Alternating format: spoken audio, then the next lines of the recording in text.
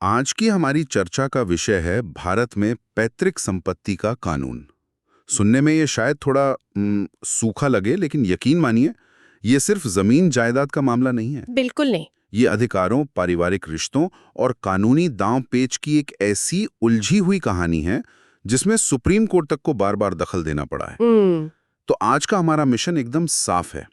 हमारे पास जो कानूनी दस्तावेज और अदालती फैसले हैं, उनकी मदद से हम ये समझेंगे कि पैतृक संपत्ति असल में है क्या, इसमें जन्म से मिलने वाले अधिकार का मतलब क्या होता है, और अगर कोई इन अधिकारों को नजरअंदाज करता है तो उसके क्या मतलब विनाशकारी परिणाम हो सकते हैं। बिल्कुल। और ये विषय इसलिए इतना जरूरी है क्योंकि ये भारत में हजारों दीवानी मुकदमों और पारिवारिक विवादों की असली जड़ है। सही बात है। पैतृक और स्व अर्जित संपत्ति के बीच का एक मामूली सा फर्क किसी इंसान की पूरी जिंदगी की जमा पूंजी को दांव पर लगा सकता है। तो चलिए इस कानूनी गुत्थी को परत दर परत सुलझाते हैं। सबसे पहले ये समझते हैं कि जब हम पैतृक संपत्ति कहते हैं तो इसका मतलब क्या है। सबसे बुनियादी सवाल से शुरू करते हैं। ये पैतृक संपत्ति यानी एंसेस्ट्रल प्रॉपर्टी होती क्या है, और ये किसी की अपनी कमाई हुई संपत्ति मतलब सेल्फ अक्वायर्ड प्रॉपर्टी से अलग कैसे है। देखिए, इसका एक बहुत सीधा सा नियम है। पैतृक संपत्ति वो है जो किसी पुरुष को अपने पिता, दादा या परदादा से विरासत में मिली हो। अच्छा। यानी पुरुष वंश की 4 पीढ़ियों तक अगर कोई संपत्ति अविभाजित रही है तो वो पैतृक संपत्ति कहलाती है। 4 पीढ़ियां मतलब परदादा से लेकर पड़पोते तक। बिल्कुल। और यहीं पर सबसे दिलचस्प और महत्वपूर्ण सिद्धांत आता है, जन्म सिद्ध अधिकार का। जन्म सिद्ध अधिकार। जी। स्वअर्जित संपत्ति में अधिकार मालिक की मृत्यु के बाद उसकी वसीयत या उत्तराधिकार कानून के हिसाब से मिलता है। लेकिन पैतृक संपत्ति में परिवार में पैदा होते ही जन्म के साथ ही बच्चे का उस संपत्ति में हक बन जाता है। जन्म के साथ ही। हाँ, उसे कानून की भाषा में सहधायिक या को-पार्सनर कहते हैं। ये एक तरह का सामूहिक मालिकाना हक है, किसी एक व्यक्ति का नहीं। एक मिनट, ये तो बहुत बड़ी बात है। इसका मतलब परिवार में आज पैदा हुआ एक नवजात बच्चा किसी अरबों की संपत्ति की सौदे को रोक सकता है? सैद्धांतिक रूप से बिल्कुल रोक सकता है। कानून की नजर में उस एक दिन के बच्चे का भी उस संपत्ति पर उतना ही हक है जितना परिवार के सबसे बड़े सदस्य का। कमाल है। बेशक वो बच्चा खुद कोई लेन देन नहीं कर सकता, लेकिन उसके कानूनी संरक्षक जैसे कि उसके माता पिता उसके अधिकारों की रक्षा के लिए खड़े हो सकते हैं। यह अधिकार निरपेक्ष है। तो यहाँ से चीजें गंभीर होना शुरू होती हैं। मान लीजिए एक संयुक्त परिवार है, संपत्ति अविभाजित है। अब परिवार के मुखिया या किसी एक भाई को पैसों की जरूरत पड़ती है और वो सोचता है कि अपना हिस्सा बेच दूं, तब क्या होगा? हमारे सूत्रों में इसके बहुत खतरनाक परिणामों का जिक्र है। यहाँ 3 बड़े जोखिम हैं और हर एक दूसरे से ज्यादा गंभीर है। ओके। पहला और सबसे सीधा जोखिम है अवैध बिक्री। अगर उस संपत्ति के सभी सहदायिकों यानी सभी हिस्सेदारों की लिखित सहमति नहीं है तो ऐसी कोई भी बिक्री कानूनन अवैध मानी जाती है। लेकिन जिसने जमीन खरीदी है उसका क्या होगा? उसने तो पैसे दिए हैं। यही तो सबसे बड़ा फंदा है। खरीदार पूरी तरह से फंस जाता है। कैसे? क्योंकि बेचने वाले के पास कोई निश्चित हिस्सा बेचने का अधिकार ही नहीं था, इसलिए खरीदार को उस जमीन का कब्जा कभी नहीं मिल सकता। कभी नहीं? जी, कोई भी दूसरा सहदायिक उस बिक्री को अदालत में चुनौती देकर रद्द करवा सकता है। मतलब खरीदार का पैसा भी गया और जमीन भी नहीं मिली। ये खरीदार के लिए एक पूरी वित्तीय आपदा है। बाप रे। और अगर खरीदार पैसा वापस मांगे तो? उसे बेचने वाले पर धोखाधड़ी का मुकदमा करना होगा, जो अपने आप में एक लंबी और थकाऊ प्रक्रिया है। लेकिन जमीन तो हाथ से गई। और ये तो सिर्फ पहली मुसीबत है। दूसरा जोखिम इससे भी ज्यादा डरावना है। वो क्या है? बने बनाए घर पर बुलडोजर चलने का खतरा। क्या? हाँ। मान लीजिए एक भाई ने अविभाजित जमीन के एक प्राइम लोकेशन वाले हिस्से पर अपनी जिंदगी भर की कमाई लगाकर एक शानदार घर बना लिया। ठीक है। अगर दूसरा भाई अदालत चला जाए और ये साबित कर दे कि ये निर्माण बंटवारे के बिना हुआ है, तो अदालत उस पूरे निर्माण को गिराने का आदेश दे सकती है, भले ही उसमें करोड़ों रुपए लगे हों। ये तो बहुत ही ज्यादा कठोर लग रहा है। मतलब किसी का बनाया घर सिर्फ एक कानूनी नुक्ते पर गिराया जा सकता है। जी। अदालतें इस मामले में इतनी सख्त क्यों हैं? इसके पीछे कानून का एक बहुत बड़ा सिद्धांत है, स्टेटस को एंटे, यानी पुरानी स्थिति को बहाल करना। अच्छा। कानून कहता है कि कोई भी एक हिस्सेदार बाकी हिस्सेदारों की सहमति के बिना जमीन का चरित्र नहीं बदल सकता। खाली जमीन पर मकान बनाना उसका चरित्र बदलना है। सही है। अगर अदालतें इसकी इजाजत देने लगें तो दबंग हिस्सेदार सबसे अच्छी जमीन पर कब्जा करके निर्माण कर लेंगे और बाकी लोगों के पास सिर्फ केस लड़ने का विकल्प बचेगा। इसलिए कानून ऐसे किसी भी अतिक्रमण को शुरुआत में ही रोकने के लिए इतना कठोर है। और तीसरा जोखिम? तीसरा जोखिम सबसे दुखद है, अंतहीन मुकदमे। सच कहूं तो मैंने ऐसे परिवार देखे जहां परदादा ने केस शुरू किया था और आज उनके पड़पोते वही केस लड़ रहे हैं। ओहो। जमीन का वो छोटा सा टुकड़ा 3 पीढ़ियों की खुशियां और रिश्ते खा चुका होता है। समय और पैसा तो जाता ही है, परिवार हमेशा के लिए बिखर जाता है। इस सारी उलझन को देखते हुए जरूर सुप्रीम कोर्ट ने कोई स्पष्ट दिशा निर्देश दिए होंगे। बिल्कुल। यहीं पर उत्तम बनाम सुभाष सिंह का मामला बहुत महत्वपूर्ण हो जाता है। बताइए इसके बारे में। इस केस में 3 जजों की बेंच ने एक क्रांतिकारी फैसला दिया। कोर्ट ने कहा कि बिना सभी सहदायिकों की सहमति के बेची गई पैतृक संपत्ति की बिक्री सिर्फ शून्य करणीय, वॉइडेबल नहीं, बल्कि शुरू से ही शून्य, वॉइड है। अच्छा, तो शून्य करणीय और शून्य में क्या फर्क है? आम आदमी के लिए इसका क्या मतलब हुआ? बहुत अच्छा सवाल है। देखिए, शून्य करणीय या वॉइडेबल का मतलब है कि सौदा तब तक वैध है जब तक कोई उसे अदालत में चुनौती देकर रद्द न करवा दे। ओके। लेकिन शून्य या वॉइड का मतलब है कि कानून की नजर में वो सौदा कभी हुआ ही नहीं, वो बस कागज का एक खाली टुकड़ा है, जैसे कोई जाली नोट हो। उसकी कोई कानूनी हैसियत ही नहीं है। अरे वाह, तो इसका मतलब पीड़ित पक्ष को जबरदस्त ताकत मिल गई। एग्जैक्टली। उन्हें अदालत में यह साबित नहीं करना पड़ता कि बिक्री गलत थी या सही। उन्हें बस ये दिखाना होता है कि सबकी सहमति नहीं थी और सौदा अपने आप खारिज हो जाता है। मतलब वकीलों के लिए ये एक बहुत बड़ा हथियार है। बिल्कुल। वो इसी फैसले का हवाला देकर अदालत से तुरंत स्टे ले लेते हैं। हमने अभी तक सहदायिक शब्द का इस्तेमाल किया है जिसमें जन्म से अधिकार मिलता है, लेकिन ऐतिहासिक रूप से यह अधिकार तो सिर्फ बेटों तक ही सीमित था। जी बिल्कुल, संपत्ति में हिस्सेदारी का नहीं।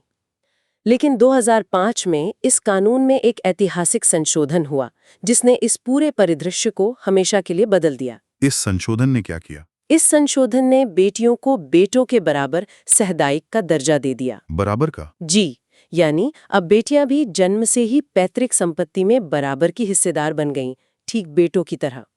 यह लैंगिक समानता की दिशा में एक बहुत बड़ा कदम था। लेकिन इसके बाद भी एक बहुत बड़ा भ्रम बना रहा। कई मामलों में यह तर्क दिया गया कि यह कानून सिर्फ उन बेटियों पर लागू होगा जिनके पिता 9 सितंबर 2005 यानी कानून लागू होने की तारीख को जीवित थे। बिल्कुल, और इसी भ्रम ने सालों तक हजारों बेटियों को उनके अधिकार से वंचित रखा। इस गुत्थी को आखिरकार 2020 में सुप्रीम कोर्ट ने विनीता शर्मा बनाम राकेश शर्मा के मामले में सुलझाया।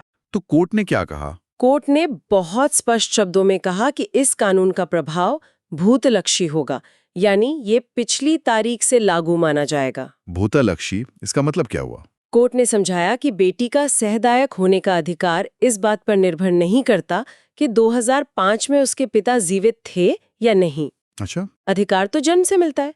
2005 के कानून ने किसी नए अधिकार को बनाया नहीं है, बल्कि उस अधिकार को सिर्फ कानूनी मान्यता दी है जो बेटियों में जन्म से ही मौजूद था। तो कोर्ट ने एक तरह से ये कहा कि अधिकार का बीज तो जन्म के साथ ही पड़ गया था। 2005 के कानून ने तो बस उसे अंकुरित होने का मौका दिया, चाहे पिता जीवित हों या ना हो। आपने इसे बहुत खूबसूरती से समझाया है। बिल्कुल, यही तर्क था। इस एक फैसले ने बेटी के अधिकार को निरपेक्ष और असंदिग्ध बना दिया है। तो ये जो जन्मसिद्ध अधिकार का नियम है, ये बहुत शक्तिशाली है, लेकिन क्या इसका कोई तोड़ नहीं है? क्या परिवार का मुखिया कभी अपनी मर्जी से संपत्ति का निपटारा नहीं कर सकता? क्या कोई ऐसा कानूनी ब्रह्मास्त्र है जो इस 4 पीढ़ियों की श्रृंखला को तोड़ सके? ब्रह्मास्त्र शब्द यहाँ एकदम सटीक बैठता है, और वो ब्रह्मास्त्र है वसीयत। वसीयत? जी, वसीयत इस पूरी कहानी का रुख मोड़ सकती है।